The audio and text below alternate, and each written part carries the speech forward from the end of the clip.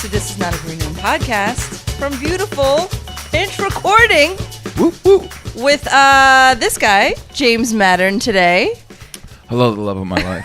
What an honor to see you. I'm going to try so hard to be nice to you. I kind of feel like we need to give James a way better introduction. Well, that's nice, you person with I a thought soul. Rachel did a very good You know job, what? but then she didn't. Go for it, Yeah, Nick. she didn't describe who James is. So why don't you? Because James and I are buddies in the wrestling world, so I always would like to be like, ladies and gentlemen, Ooh. from Las Vegas, Nevada, weighing in at 185 pounds, James the Mad Dog Mattern. formerly known as There's a lot wrong with that, but I appreciate That was Mr. Nick Angelo, Yeah. co-host. And then we have such another special guy today, Emilio Savone with Thank us, you. the club owner. Thank you, all 40 of you. That's like a Richards First thing. of all, we have way more than 40 listeners now. I know we're crushing it. Nick has really brought a sophistication to this whole thing, and Rachel, you just keep getting more lovely and more lovely. Why Hello, does he James. get to be sophisticated? I want to be sophisticated. Fine, you're sophisticated. You become more lovely and lovely. You are so sophisticated in that concert shirt from '87, whatever you're wearing. It's actually new, but it's meant to look vintage. Oh, It looks like a I'm Four glad you Horsemen shirt, appreciate it. which you're actually wearing. Oh, I am wearing a Four Horsemen shirt. James, the word on the street is that it's become difficult to get you here to do this podcast. And I'd What's like the to word know on why. that? Well, I live like in Tijuana. Like I live very far Yeah. in New York. I live at the bottom of Brooklyn. That's your fault. You could have lived in my building. No, I could have lived in your building if you would have listened to lived me in her asking apartment. if anyone knew if an apartment was available for 2 weeks Calm down. straight, but you waited till the 14th day to be like, oh my God, there's a place open, and it was too late. You meant well. I mean, for you, that counts. You get effort points. Thanks. Thank you. Anywho. James, it's a big week for you, right? This is a very huge week. What do you got coming I up? have an album coming out August the 16th. Woohoo. It's called No Segues. It was the first record ever recorded at the second location of this wonderful club, New York Comedy Club on 4th Street. I'm very honored to do it. It's taken a while to put out because we're crazy, but it was recorded in October in a tumultuous time of my life where Rachel couldn't get me an apartment, so I had to go real far. But it was a great album recording. I was there. It Oh was my awesome. goodness! It was First so time she cool. ever gave me a compliment after like 13 years of knowing her. Rachel was an integral part of the album recording too. Oh, how many beers did I drop that night? We had to edit a track because I could hear your voice dropping checks as I'm doing my last goddamn She's like, bit. "Do you want another drink? One more drink? Would you like just one more drink? Huh? What? Listen, this is to benefit you. I Would wanna you like make one more money. drink I'm during this happy. live recording? You have a could live hear- recording. Would you like one more? You could You've hear never seen an audience member shush the waitress. you could hear me at one point in the raw recording of the first show. You can, first of all, I can, because I know me, can hear a pause where I'm starting to cook and process what's going on. I'm like, is there checks? What is going on? I just need to land this. I forgot to put it. I went into it. I thought everyone knows this is a joke. What are we doing? And then at one point I just go, hey, Rach, can we wait? And you just out of oh, yeah. Oh, like I could see your face through the recording. First of all- a moment of humility First and of embarrassment all- for once in your life. First of all, second of all, and third of all, Andrew told me to drop, so it's really his fault. I would not have dropped until I got the word. He's not on the mic, and you are, so you have to pay the piper. And James, who did you end up? Who was involved in the album? Meaning, like, who's your label? Why did you choose that label? What was the process of the album? And I'm asking this for specific reasons. 'Cause I know that this was a big thing for you. So as it is for most comics. Comedy Records, man, out of Toronto. Barry reached out to me. I believe you probably had something to do with that. I think you did, and I appreciate I that. legit wasn't asking that because of that reason, but you knew Barry before me, did you? A not? little bit, yes. And he was good. He called me for coffee. I was going to listen. I was actually going to take meetings with other people. And then I'm sitting with Barry in this nice coffee in a swank neighborhood. By that, I mean 3 blocks from the club. And he brought up something really crazy, man. He was like, hey, man, here's the thing. I want it to be on to get radio. I want you to make money. But don't do it just for that. Make this the best record ever. And if no one listens to it, fine. But he's like, make this your 36 chambers. He compared making my comedy album to Wu-Tang? doing a Wu-Tang. But Did he say that? He wants you to put the effort. You are making something that is going to last. So if I get hit by a car, God forbid, on the way out here, that album will will live on, but I'll be gone. 30 years from now, it'll still be in the cloud. So put your best effort and make the best record you can make. At that point, I go, I'm not taking any meetings. This is the guy for me. So Did Barry actually make the 36 Yes, Travelers? he did. And then I said like Paul's Boutique, but I don't think he's as big a Beastie Boys fan as me, but it's fine. Well, we should give them a shout out. You know, Barry Taylor runs a Comedy Records, which is a label. First of all, fantastic name. How he got that name, Comedy Records, is beyond me. I'm sure he thought about it for a long time. In the world of SEO and Google search, that is by far the best. Yeah, but Barry really is like one of the good dudes. He's salt of the earth, and he has a great roster of comedians that he works with. He not only does recordings, but he also manages a lot of the good Toronto comics. Has worked with guys like Nathan and Berg, and so it was delightful to have you do it with him, especially. But That was great. And how was your preparation to the album recording? Because again, you take things very, very seriously. You know, you put your whole heart and soul into every project that you do. So this is a big thing for you, right? Tonight, having a party and releasing the album and all this stuff. So what was the process like for you? So it was weird because I was hosting a lot. That's what I do, and I also was so it was like the craziest month of my life. So I was in the midst of auditioning for a warm-up job, which would have changed my life. So that's a whole week of doing that. I then had to host to make my bills. I moved into a studio in Sunset Park, Brooklyn, that I thought was agreed upon as a sublet. 2 days before I move, I find out that the landlord won't let me move in. I'm 20 minutes from going to Philly to do road gigs. I almost had to cancel that. The guy smoothed it over, said, "You're good, man. Just meet the guy next week, man. He gets it." He was just a little nervous. He'll probably raise the rent a little more. Cool. I wait a whole week moving in. The day before I audition for this warm-up gig to start this long week where I'm getting up early and doing this, he says I have to vacate, and he won't even meet me, and starts talking like I'm a criminal, like I broke in, and I had to start searching for an apartment. It was just very frantic. And then in 2 weeks, I'm recording an album, and I don't know where I'm living. And I'm also trying to get a job that could change my life.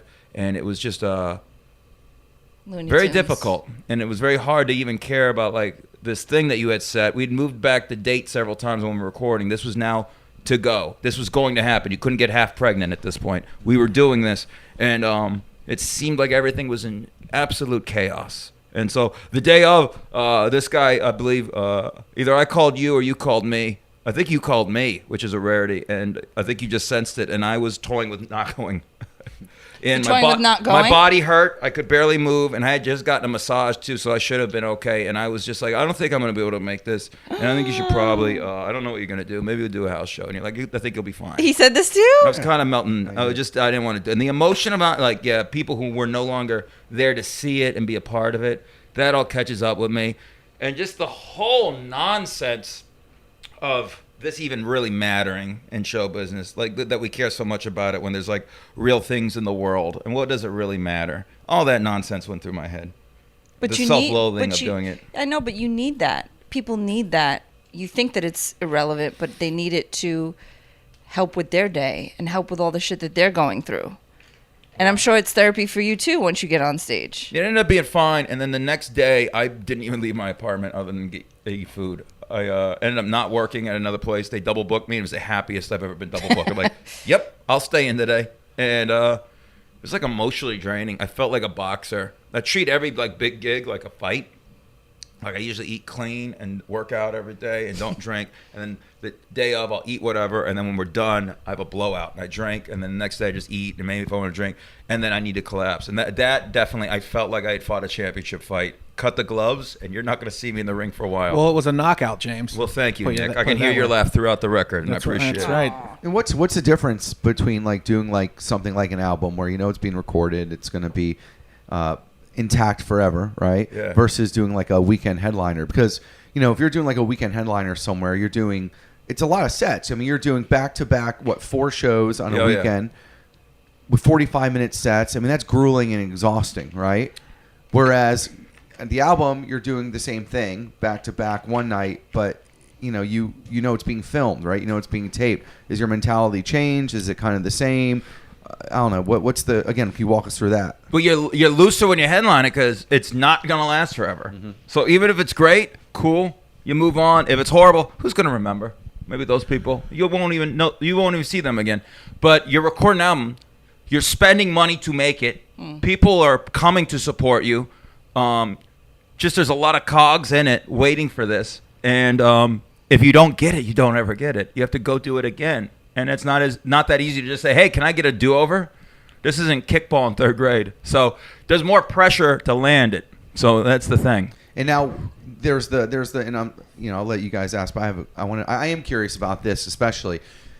There is the element of promoting it, getting to that place, running your hour, the whole thing, setting it up, right? And then there's like 3 parts. There's actually probably 4 parts to this. There's setting up the whole thing, preparing for it the night of, and then everything that happens after, right?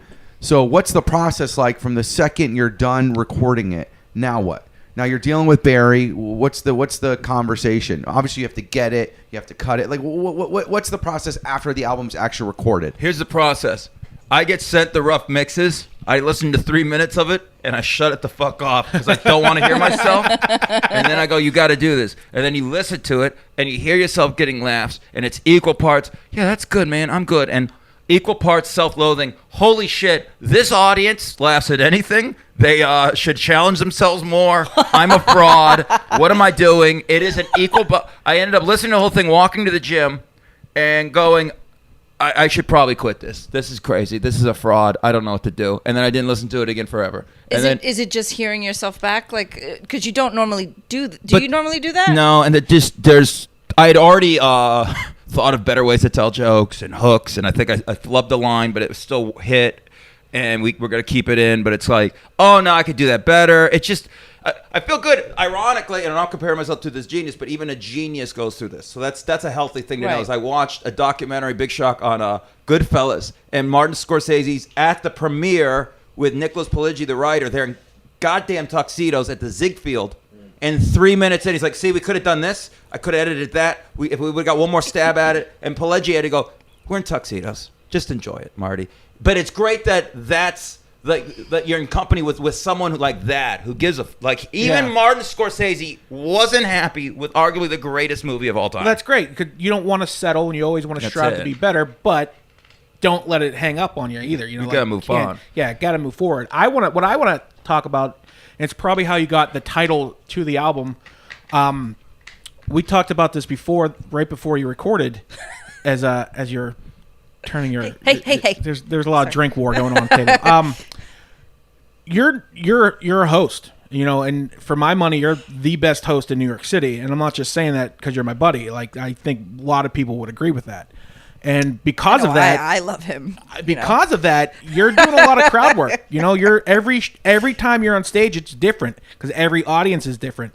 How did doing that all the time go into actually recording an album of material? Yo, it's just difficult because it's I don't ever do big chunks. Mm-hmm. I mean, I'll headline here and there on the road, but it's not my natural muscle, and so it was weird even to practice. Like, how do you do it? It's like, hey guys, can I do 50 up front before I bring up your first comic because I have an album? Can I be selfish?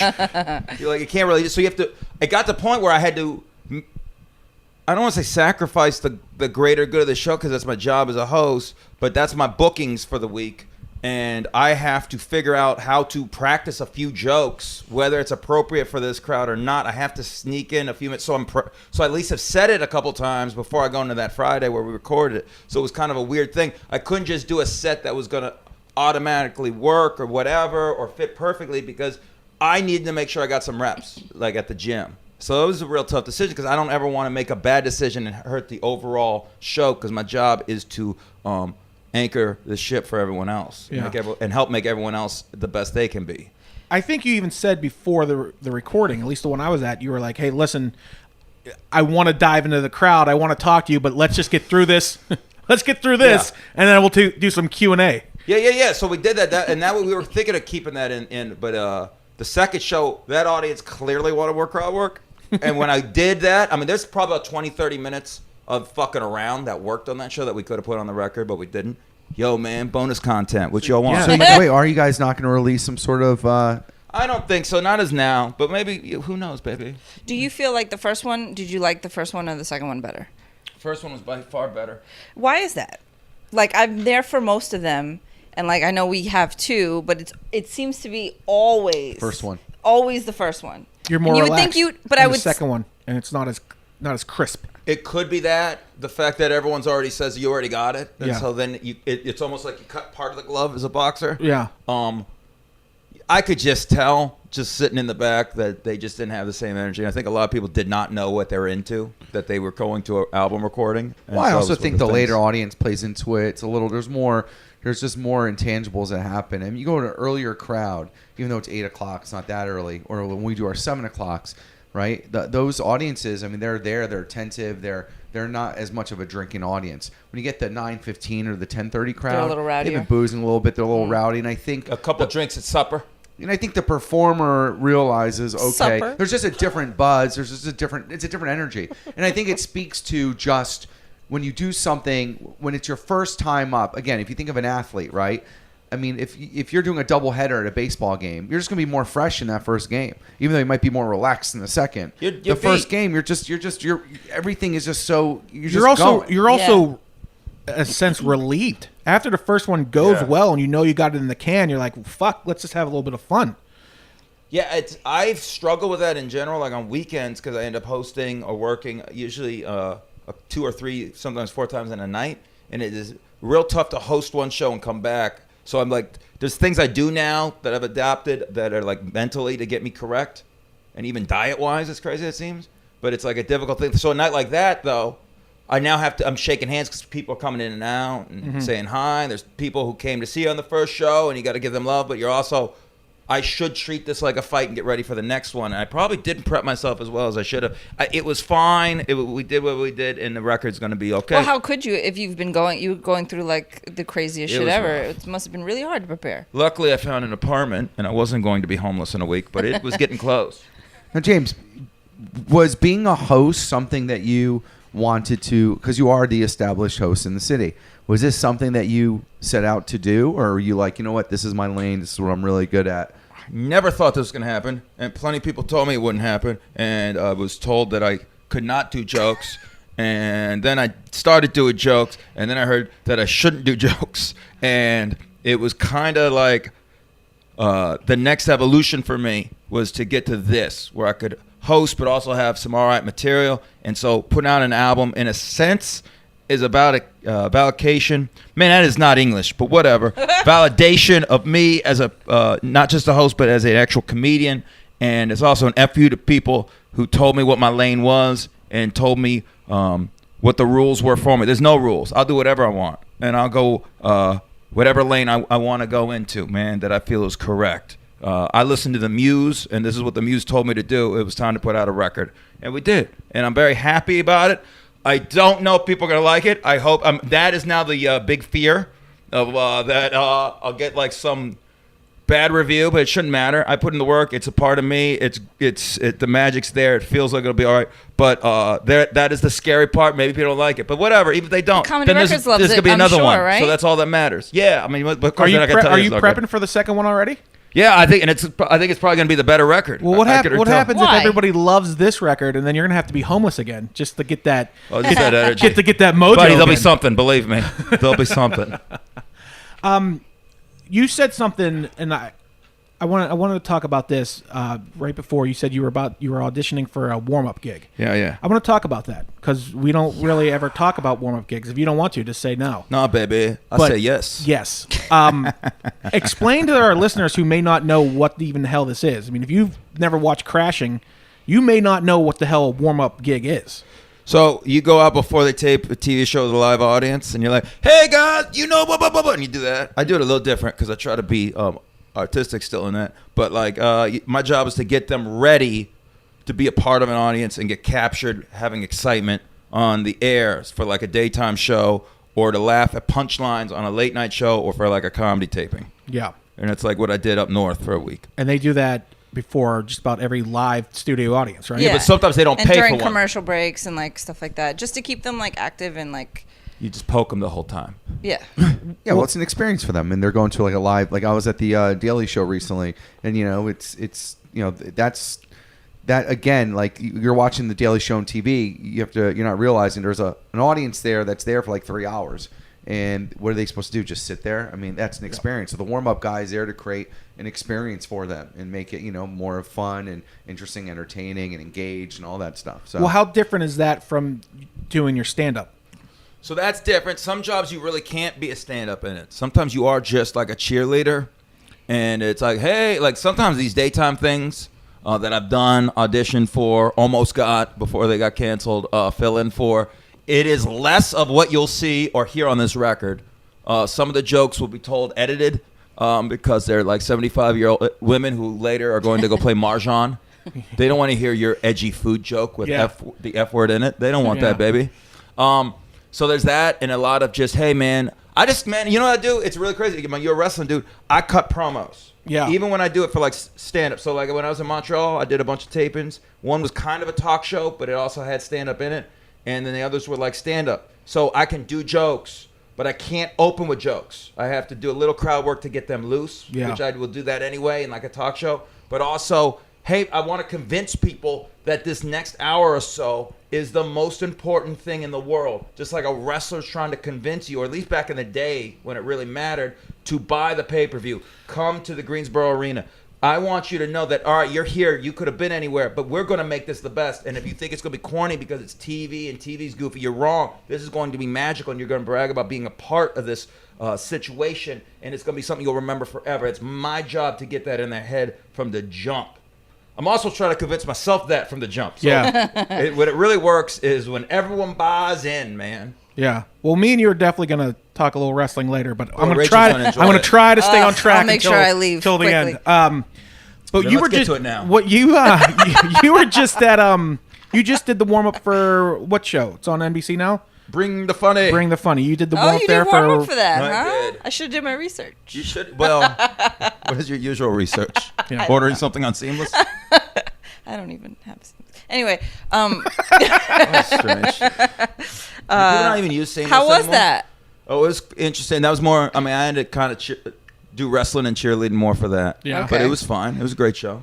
And now I got to see some really cool acts. were man, you that I wouldn't were you usually- doing that in between the acts at all? Is they like set up, or was it just like Yo, so they film a lot of reality. Yeah. In the back, Was that in LA or was that here? LA. Okay. They couldn't turn on music, which is great for commercials, and I couldn't use a mic. So in between things, I basically was like doing table magic. Like I was going to table by table, working the room. I really would like to do some kind of a special like that.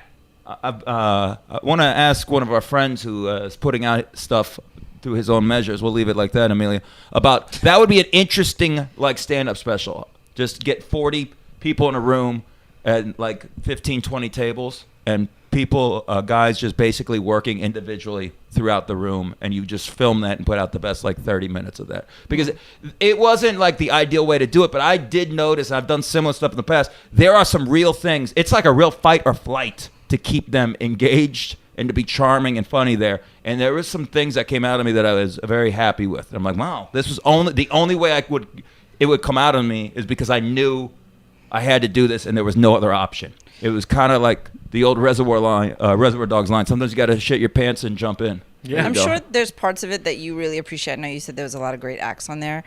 I watched an episode, and it was hard, maybe because I'm around like such raunch all the time, that it was like, wow, this is like so clean, like ugh, like. Well, it's not supposed to be like a stand-up comedy. It's just comedy in general, like a very broad blanket. Or am I wrong? Yeah, It is a it's got broad like blanket. they got all types of performers, right? Man, I wish this was a video podcast. Your face right now, man, they got all kinds, like those people who go, what's your line? He's got a goddamn puppet on his hand. Look at this jerk off over here doing improv. So here's the beauty with it. I am a snobby New York comic, and I go there and I see a lot of great LA comics. We shit on them all the time.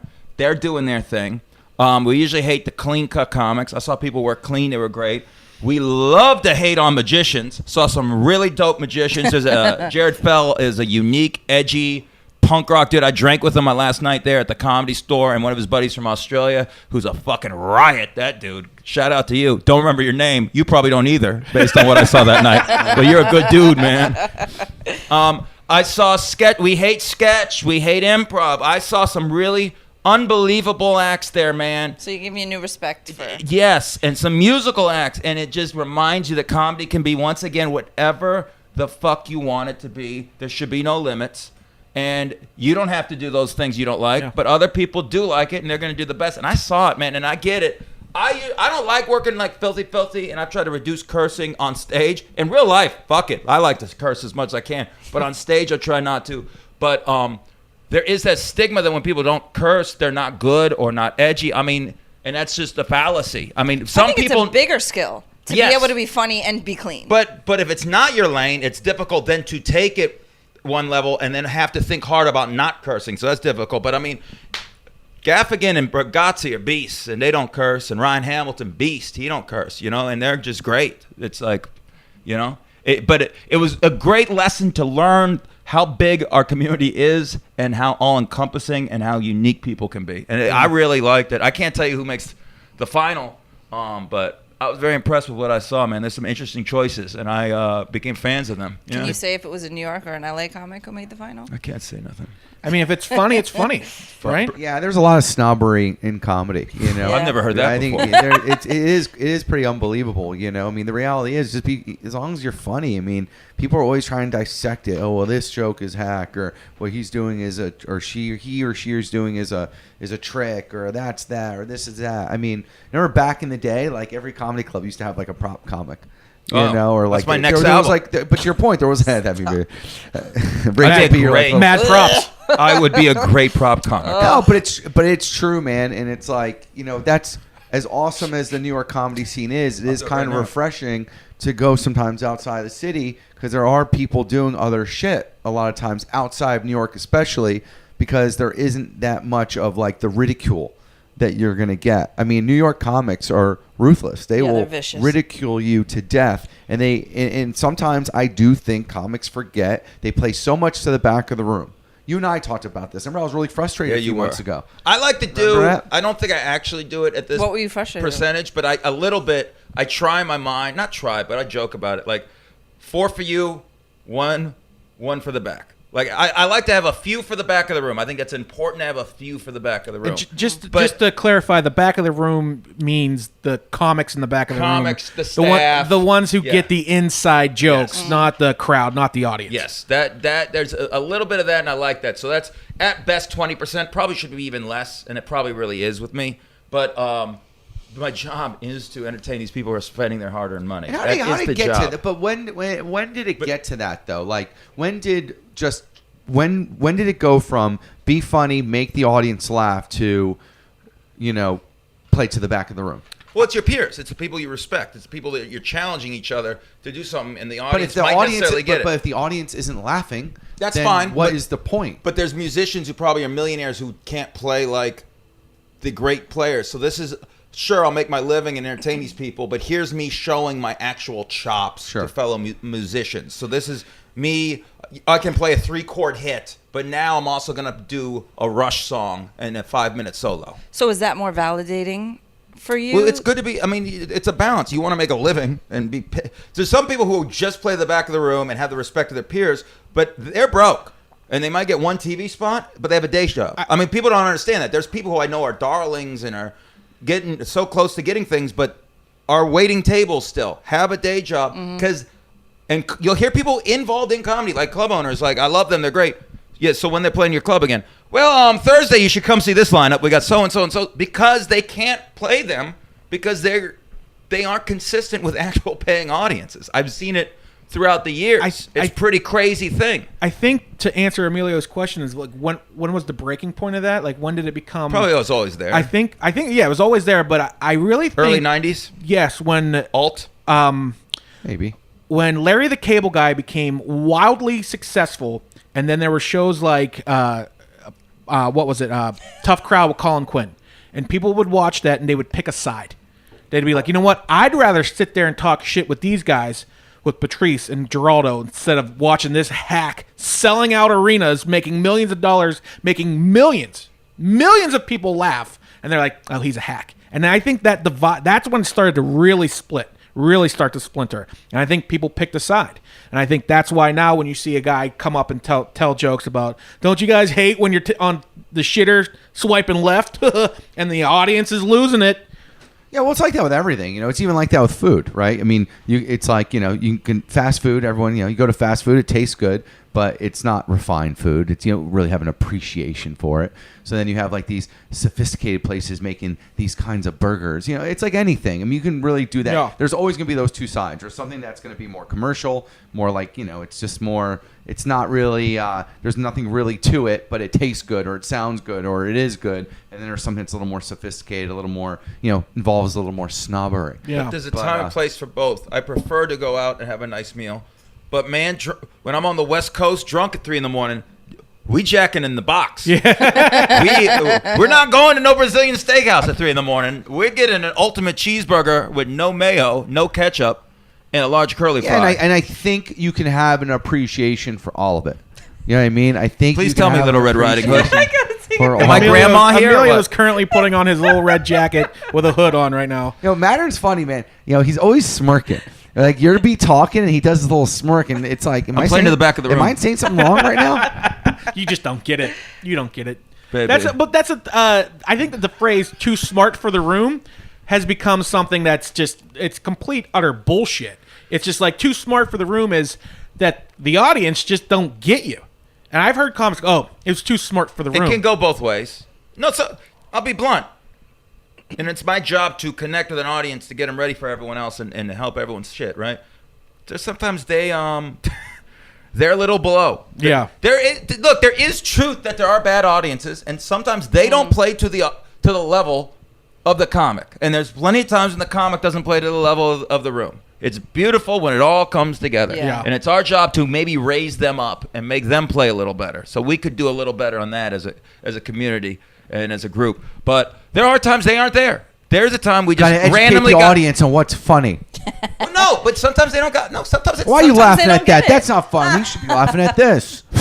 Yeah, my album, that first one. No, but there's sometimes they don't bring it. I'm not a huge fan of these cats now, but there was a time I used to listen to Opie and Anthony, and there was a time that I remember Opie called out his audience. He goes, "You guys give us shit all the time when we have a bad episode. Your call-ins and your emails, you didn't have it today. So come bring it tomorrow. Sometimes you don't have it." Yeah. It was a very interesting point of view that I don't think is necessarily wrong. Sometimes you just got the random group of 30 to 200 people who just did not mesh together. There is an energy that gets created the minute people sit down as they're ordering drinks, before they order drinks, after they order drinks, before the first comic goes on. There's a connection with the music. That's why it is kind of important, and sometimes people don't think that. That starts then. Totally. It starts then. 100%. The energy. It starts I can from usually tell who's good before I even grab the mic. Honestly, it starts from the second they go on a website to buy the ticket. It starts there, and when they all sit together, that's when they go from individuals to one group. So, and sometimes they don't come together. Sometimes they stay a bunch of individuals, and those shows aren't great. That's just what it is. Like, it's an interesting thing. One thing I noticed this week in particular, we've had a gazillion people come back like 2 and 3 times. A lot of people do. Well, we're pushing hard the anniversary stuff. We're doing a lot of loyalty stuff. No, but like it's not even like real. I mean, it probably is sort of about that, but it's like people are just like, I fucking loved it. Yeah. And like this was like or I had people stay on Sunday for all 3 shows. Yeah. Like it's like that's like 10 hours of comedy. Yeah. So I mean. Yeah. Well, I think. Or 6. I think. Well, again, it's listen, more because I genuinely believe, people will say, there's that discussion of is Netflix and all these other platforms and streaming, is it going to hurt the live comedy experience? And I tend to be a little more of an idealist and more positive, but I think it's the other way. Right. I think it's going to help the live experience because I think people have so much access to comics or artists now, be it listening to an album or listening to a podcast or whatever, that they want everything now. People want to feel like I think that whole festival kind of setup, people like being at places for long times. It's not like back in the day where I think people's attention spans, even though they maybe can only really pay attention for like a few minutes, I think they want to be part of something longer. I think if someone has the ability to stick around and just hang out for 10 hours at a comedy venue or a music venue, they will, versus kicking them out after an hour and a half or 2 hours. You know what I mean? That's absolutely valid. Yeah. Festivals are huge. When the music industry was going under, now people are going to live shows because it is a shared experience in that moment. But now festivals are huge too because it is a huge. We're going to get a lot of stuff. We might not like it all, but we're getting more bang for the buck, and we're sharing it with a bunch of people. What a brilliant way to look at it, and that's probably a good reason why lineups should not be. Some clubs forever would book the same exact lineup on the weekends. And, you know, weekends, probably people aren't going to stay the whole time. But it's nice knowing that you could stay in a venue all day and just see a million things that are completely different. Or if you do see an act on the next show that was on the first, that act's going to mix it up. I always keep that in my mind. Think about it. When we were kids and you went to go see a movie, I mean, how many of the four of us did you guys ever stay at the theaters all day and jump from one movie to another? Bunny hop, baby. Movie? No, but we used to call bunny hopping. I'm telling you, if People you did, can but create I don't an experience, You don't remember much. People want to. People don't want to leave. They really don't want to leave. If they go somewhere and you make them feel like that they can stick around for 10 hours, they will do that more so than not. I really believe that. Look at Skankfest, man. I mean, everything. I think that festival concept. If you can kind of tap into that kind of idea, and just kind of really grab onto that, people they kind of lean in that way. Well, and they're getting more immersed in comedy, similar to like getting immersed in a music festival. It's like you want to just keep going and keep going, keep going. But before it was like so like. Well, because also cut you and didn't dry. really listen. You didn't really know the comics as well. Comics now are really kind of becoming like personalities. They're creating their own little thing. With the podcasting has been really, really big. You know, and I see it firsthand. You know, like when we do the roast battles, we do the 8:30 show, and we always try to have people that are going to be judging or roasting on that 8:30 show, right? They're doing stand-up. And then we always tell them, hey, if you like this show, these guys are going to be doing something totally different in the next show. You know, they're going to be judging. These guys are roasting. You know, Nico's going to be, the last comic's going to be hosting. So you're going to be seeing a lot of the same people, but doing totally different shit. And we'll get like 20 people stay, you know? And then you have a guy like, if you throw someone like an Andrew Scholes on that 8:30, people are fucking there for him. You know, it's like it becomes a very good experience for people. You say his you know, name funny. I've been friends with him for 10 years. Is he Scholes and not Schultz? Schultz. I don't think it's Schultz because there's no T. It's Schultz. It's Scholes. Schultz. SCHULZ. I've called him Schultz for years. Whatever, Have you seen I the new say Schultz. Tarantino? Schwarz. Oh, he's seen the new Tarantino 3 times. 3 times. I But have not seen it yet. I've only seen the ending twice, though, because I had to leave to make 7 o'clock at your club. The microphone with your mouth. Yeah, I'm going to put my tongue in it, too. And here's the other thing too. I think this is what's Weird really person. great about comedy now. I think versus 15 years ago. I think 15 years ago, 10 years ago, comics were using the same material over and over again. Yes. I remember back at the Strip seeing comics that I fucking love. It was the same shit. Same shit. I see those same comics now, and they're actually doing different stuff every time. I think this whole thing, and I think, he who thou shalt not be named, but I'll name him, Louis, I think really started that whole thing more than anyone, doing different stuff. Whereas the old guard, like a Seinfeld, he didn't believe in, burning through material like a guy like Louis did. So I think that creates Well, there's just more medium for the content. Well, it's content, but it's also you. The thing is, are you really the same person when you wrote that joke 2 years ago? Right. I know it's going to take it pretentious, but we are artists. I mean, we are more like the carpenters of artists. Like there is a little bit more workmanship and union clock in, clock out with us, but we're still artists. So it's like you do tell a joke a million times, over and over. It'll be more effective if it still somewhat matters in your heart. And years go on, and you might have distance from the honest place it came from. And the key is to try and write personal, right? And so I saw a comic do a sometimes. joke that they've been doing for years. He's like, he just got done finished about all the jokes about his girlfriend. Yeah. And then he's like, now I'm going to move into jokes where I wrote when I was single. So let's just pretend I didn't say last 15 minutes. And I just thought that was so funny. Just being like, yeah. So here's a joke about me being single that happened 5 years ago. And it was just, I thought it was hilarious. I just thought the honesty of that was just brilliant. Well, that's good that they did that. Yeah. And James, how long have you been doing comedy in New York for? Since 06. Wow, so you've been Yeah. doing it for 13 years. Now, other than your name changing a few times, what has been the biggest, what are the differences you've been seeing in the comedy landscape? I like asking these questions. Well, I think James is the best guy to ask this question Become to. such an Ed Bradley. What a journalist you Well, are. you're the best guy to ask this question to because I always say you're everyone's sixth man, right? You're every club's sixth. Well, You that's are incredibly basically kind. the staff. You're Well, that's nice. you're like the extra staff at every club because you are the host at pretty much every club in the city. So I don't know where I'm like is a player coach. Where is the state of comedy right now? The state of the comedian. Oh, okay. I think it's healthy. There's been evolution. I'm sure it's been discussed ad nauseum of the genre seems to be more storytelling now. That has happened, I think. Storytelling with punches, hopefully. Sometimes I've seen some storytelling without punches, and that's boring and real self-indulgent. I feel like comedians have become the envelope pushers of the world. Yeah. Like there just seems to be so much challenge and pushback. Can you? I just want to feel have a fever. What? Because I'm complimenting? Being nice about comedy. I mean, come on, James. I've known you probably longer than anyone at this point, like in comedy. The tonation in your voice right now. Never heard this side of you. Oh God. Anywho, Please, you are my favorite person that I get to see on a regular basis, and it's such a treat to be on your podcast. Okay. See, I was supposed to be the one that was supposed to be fake nice to you today. Full of love in my little TikTok here. Tables have turned. No, but I just like Emilio said, it was nothing but the same set over and over. And I could have rehearsed it. I could have done it for them, but now I just. Well, I also think probably because Rachel, I think the comic didn't have to reinvent themselves as much because the audience again didn't have that much access to them, so it was different audiences all the time. I mean, I remember when we would promote the comic strip back in the day, we used to promote hard in the neighborhood, and people would we would give away like 8 tickets for $20, right? And people would always say to us like, I already went, and I tried to go again and I heard all the same stuff, and it's just like there's no point in going more than once. Whereas now I feel like we do get, like you said, so much repeat because they are seeing comedians always working on doing totally and trying new stuff.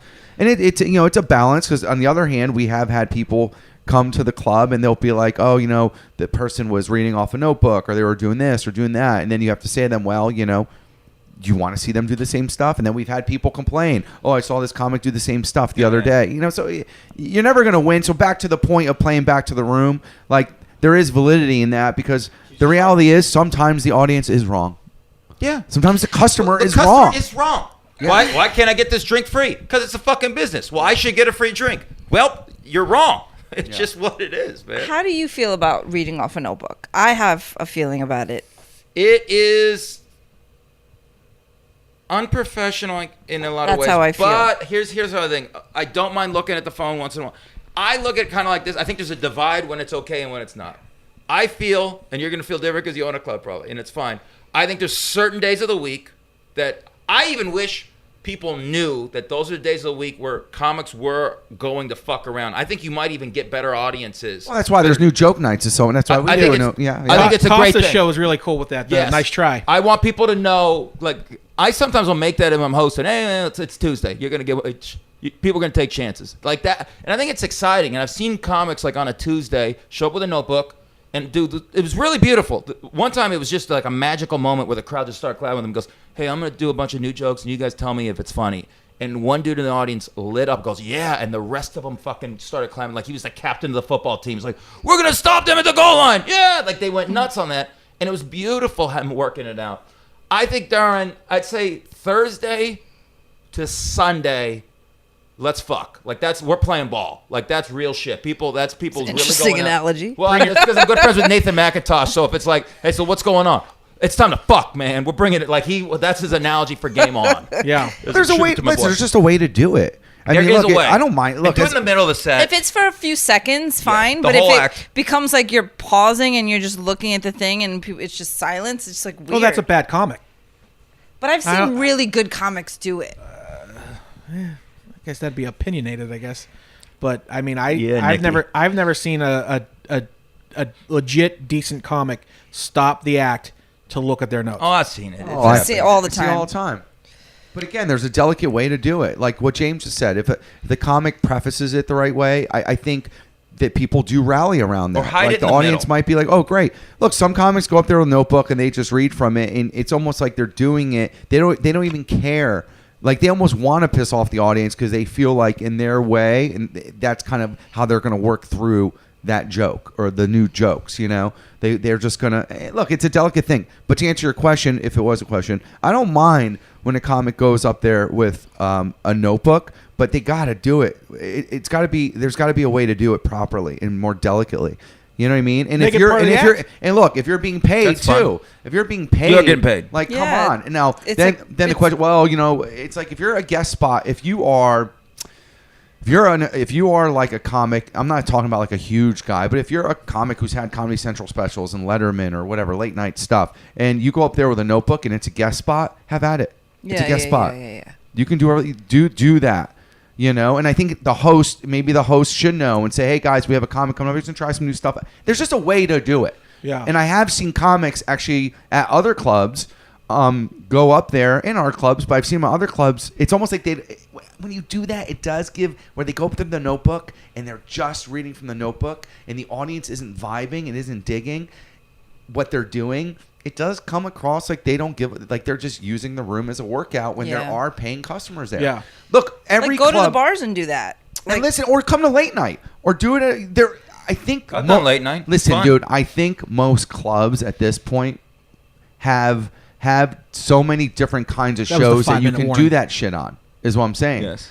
Not a Wednesday 8 p.m. or 9:15. Do it the 11 o'clock show, or do a Sunday 5 o'clock. You know, we have a Sunday 5 o'clock where if you want to work shit out on, awesome, have at it. But there are just certain places and times. But again, as a comedy club owner, I always want comics to try new shit out. That's what I got frustrated with when you and I talked Yes. about it. I lost faith in comedy for like 3 days. But it's gonna be good. But then it turned. It's I think fine. we're in a healthy place. You're in Montreal. What a great year. What a great week. Yeah, Montreal's great. Just absolute. Oh my God, great vibes that week. I gotta And go one of these Great. years, right? Yeah, come. I saw some great comedy, fearless people, and you heard a lot of good buzz coming out of every venue, and it was just wonderful. Do you Yeah. get comedied out after all that? I don't know if you get comedied out per se, but you get comedy community out, meaning like you just don't want to, like you're around the comics, the agents, the other comedy club owners, the people, the fucking, it's just a lot, and you just need like a few days to like not, like when I came back, I was like, I got right back into it because of the anniversary stuff, but then I crashed for a few days, and I was like, I don't want to talk to anyone, I don't want to deal with fucking anything, like I just don't, but I still would have gone to a comedy show and watched comedy, if that Okay. makes sense. Like if I could have So went to you're the club diehard. and no one bothered me, I would have done that. But I was like, yeah, you get comedied out to Yeah. answer your question. All right, well, we're gonna have to rein it in a little bit. Unfortunately, we didn't get to everything I wanted to talk to you. Oh, But Bubba. James, what do you got? You got AC coming up this weekend, right? The Atlantic City Comedy Club. Atlantic City Comedy Club, changing worlds. Do you love Changing lives. Atlantic City? Changing worlds. Do you love that little town, or is it? You know, I know a lot of people are like, "Ew." I'm from Las Vegas, so Yeah, that's loaded. Yeah, that's kind of what I'm asking here. I don't mind. I mean, I like casinos in a sense. Yeah. They're kind of interesting. I grew up hearing ching, ching, ching, ching, ching, ching, that shit. So that's how I sleep at night. So that'll be fun. Yeah. So when you go to AC, is there like an inferior? Do you have like, oh, this is fucking the minors? I'm Vegas, baby. It's kind of a dirty Vegas. It's kind of like what Fremont Street was before it became a real low level, dirty Disneyland. Yeah, but it's interesting. Old Vegas. So Atlantic City is like Old Vegas. Without but Fremont has become an interesting place though. Old Vegas, they put that dome over it. They tried to clean it up a bit, and then you Yeah. can go a block off, and it's restaurants and bars from New York and LA. But then you go 3 more blocks or less than, and you can get stabbed while someone's selling you crack. They also have a restaurant fun. where if you're over 300 pounds, you eat for free. That's fun. What? Yeah, it's like called the Heart Attack or something. Oh, yeah, the Heart Attack Grill. Yeah. Yeah. That's good. Encourage it. Yeah, it's like, well, I was a shy like 15 pounds under, so I had to pay for my dinner. Gives Do you they something to weigh work you for. when you go Yeah. in? I don't know. We didn't actually go in. I It would was think just- so. Yeah. I mean, I think it's Yikes. kind of just like a fun gimmick, but whatever. We're not here to talk about that. But so anyways, well, James, when is your album being officially released? It is coming out August 16th. Comedy Records, soon. iTunes. You can pre-buy it August 9th. You can buy it, and then in a week, it's going to be in your goddamn iTunes. and you'll be like, oh my goodness, look at that host, or listen to that host. He's doing his thing and putting out material. This has been a journey. 2001, bombing in bars in LA or in Vegas where people were pissing away their rent money and their meth money on video poker machines, trying to get their attention, but leaving for breaks from restaurant jobs to go bomb for 10 minutes at another casino. Years of that, years of struggling in front of the family and friends and people saying you'll never do nothing. Years of not getting arrested here. This is a culmination, man. This is an album. This is a testament. This is what I'm giving to the world. And hopefully it's a good shot, but I feel good about it. It's if you ever felt like you were the underdog, if you've seen the new Tarantino movie, if you ever felt like the character Easy Breezy that DiCaprio talks about in the novel, slight spoiler. That's relax. It's everybody. Everyone feels like they're Easy Breezy, but I definitely have been Easy Breezy my whole life. Maybe never even got to that chance. Here is the chance. You'll be able to relate to this, and it's all over the place, just like most of our minds. Have fun with this. It's meant a lot to me. I'd love for you all to come in for the victory lap. No segues, right? One. No segues. Trust me, I'd love to say something bad, but I can't. Oh, you will. Give No it time. The segues. days are James early. Mattern album coming out August 16th. August 16th. 8/16. 18 years in the making. Years in the making.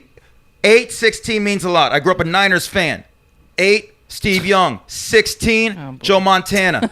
Put those together. 5 Super Bowl rings. 5 Super Bowl Wait, are rings. you still a Niners fan? No, man, I'm a You're a Raiders fan because now. they're moving to Las Vegas, baby. You were a Raiders fan before they were moving to Vegas, I thought. Yeah, well, it was one of those things that I should have been because my uncles are. I drink coffee out of Raider mugs when I come back for the holidays, and it's cool. Raiders fans are interesting because people think of them as just like straight up like people who drink Maniacs? blood from your neck. Oh, yeah. But they're basically 2 groups. So it's like your crazy people and like your chulo gangsters and like straight clean-cut businessmen, which is like a couple of my uncles. So it's what it is. Like, hey, how are you? They're also a Raiders fan with, hey, man, I'm going to stab you. Yo, Kenny Stabler was the shit. Like, that's it. Don't get frostbite. All right, well, Oh, give me your fuck. IG and Twitter and all that stuff, too. James L. Mattern. I think there's an underscore. Y'all adults, you'll figure it out, man. Thank you, James. What a treat, Rachel. What a treat Can I it just has tell you been. to hang out with such quality human beings, and especially you being the 4-person of that. I wouldn't say 4-man because I don't want to offend anybody, but 4-person? No, Fine. whatever. Well, you got to roll. You know what? It was a 4 treat. horsemen. The Four Four- Horsemen. Right here. It was great for you to roll your eyes at me at the end. You tried not to roll eyes the whole time. You did great. I did well. There was barely any side eye this episode. Well, thanks, James. Thanks Thank for coming you, in. Nick. Thank you, Me and Amelia. you're going to have to catch up on wrestling on another episode, perhaps. Yes, buddy. Maybe we'll make a bonus episode. I don't know. We'll see what happens. Patreon, baby. Yeah, that's right. All right. Big shout out to Coffee Bean Direct. Thanks for listening. Thank you for listening to This Is Not a Green Room. We are available wherever you get your podcasts, including Stitcher, SoundCloud, Apple Podcasts, and iTunes, as well as the Laughable app. And wherever you're listening to us, please subscribe and give us a 5-star rating so that other people can find us and love us too. You can find us online at Not a Green Room on Instagram and Twitter, and you can check out the club at New York Comedy on Twitter and NY Comedy Club on Facebook and Instagram.